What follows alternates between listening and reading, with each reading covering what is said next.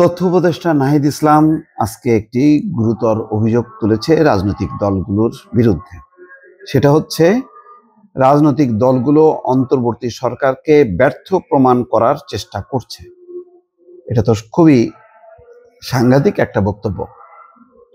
আমি জানি না যে এমন কি মতপার্থক্য হলো, এটা কি পুরো অন্তর্বর্তী সরকারের বক্তব্য নাকি শুধুমাত্র তথ্য উপদেষ্টার বক্তব্য, এটা পরিষ্কার না।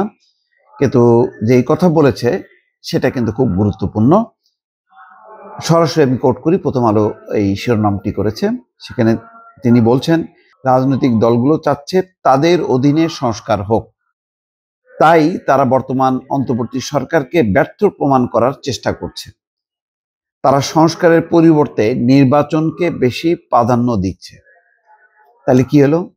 তাহলে নির্বাচন এবং সংস্কার তার মুখোমুখি দাঁড়ায় গেল এই বক্তব্য অনুযায়ী, যেটা বিএনপি বলার চেষ্টা করেছে, আরো কোনো রাজনৈতিক দল, যে যারা অন্তর্বর্তী সরকার আছে বা উপদেষ্টা পরিষদ আছে তারা কে অর্থে তিনি বলতে চাচ্ছেন যে এটি হচ্ছে জনগণের, মানে যারা ম্যান্ডেট নিয়ে ক্ষমতায় আসবে তারা হচ্ছে সংস্কারটা বাস্তবায়ন করবে।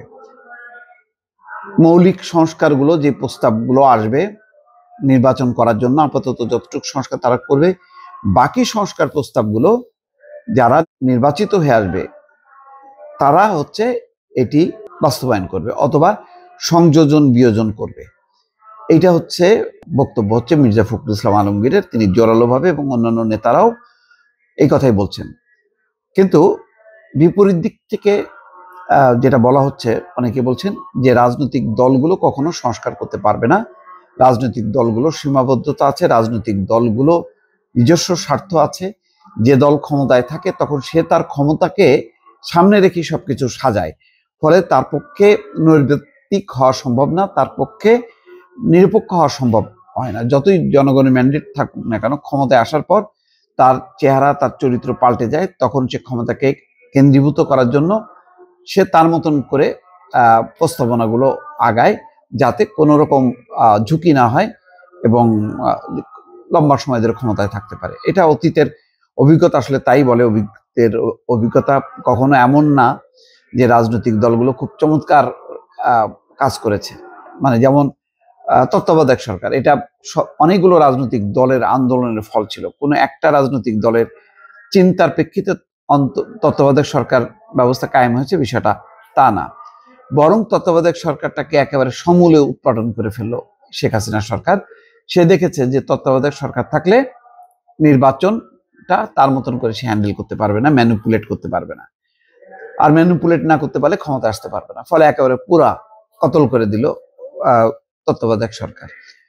তো এখন অন্তর্বর্তী সরকারের দৃষ্টিভঙ্গিটা অনেকটা সেরকম। তারা চায় যে এমন কিছু সংস্কার প্রস্তাব তারা গ্রহণ করবে এবং বাস্তবায়ন করবে, যাতে পরবর্তীতে কোনো নির্বাচিত সরকার এসে সেটি পাল্টে না দিতে পারে। কিন্তু এটাও আবার মৌলিক প্রশ্ন যে অন্তর্বর্তী সরকারের ম্যান্ডেট কোথায়? আবার কেউ বলছেন যে এটার ম্যান্ডেট হলো গণ অভ্যুত্থান। গণ অভ্যুত্থানের মধ্য দিয়ে ম্যান্ডেট পেয়েছে, এর জন্য আলাদা কোনো নির্বাচন, আলাদা কোনো দল, কোনো কিছুর দরকার নেই। মতভিন্নতা আছে, কিন্তু মির্জা ফখরুল বলছেন যে ওইটা ছাত্র জনতার একটা গণ অভ্যুত্থান ছিল। একটাই বিষয় ছিল, সেটা হচ্ছে শেখ হাসিনার পতন, শেখ হাসিনার স্বৈরশাসনের অবসান। কিন্তু পর্যায়ক্রমে যেই সংস্কার প্রস্তাবগুলো, যেটি বিএনপিও দিয়েছে 31 দফা সংস্কার প্রস্তাব, সেই সংস্কার প্রস্তাব সহ কমিশনগুলো সংস্কার প্রস্তাব, এই সংস্কার প্রস্তাবের বাস্তবায়নের একমাত্র মালিক হচ্ছে জনগণের নির্বাচিত প্রতিনিধিরা। এটাই হচ্ছে ডিবেট। এই ডিবেটের শেষ কোথায় এটা বোঝা যাচ্ছে না। যাই হোক, এটি নিশ্চয়ই সমাধান হইতে হবে, নতুবা দিনকে দিন কিন্তু ভুল বোঝাবুঝি হবে। এই যারা ছাত্র গণ অভ্যুত্থানের নেতৃত্ব দিয়েছে তাদের সাথেই মূলত রাজনৈতিক দল, তার মধ্যে অন্যতম হচ্ছে বিএনপি। এই মত পার্থক্যটা নিরসন হওয়া দরকার, যে আসলে অন্তর্বর্তী সরকারের কি ম্যান্ডেট নেই? তারা কি পারবে না? তারা কি শুধুমাত্র কিছু, মানে দস্তার পর দস্তা কিছু বই পুস্তক রেখে যাবে, আর রাজনৈতিক দলগুলো সেটা বাস্তবায়ন করবে না করবে, এটা তাদের ব্যাপার নাকি? এই বিষয়টা আসলে একটা মীমাংসা যদি না হয়, এটা কিন্তু তাদের মধ্যে বিরোধ এবং বিভক্তিটা আগামীতে আরো বাড়বে। দর্শক ভালো থাকবেন, আল্লাহ হাফেজ।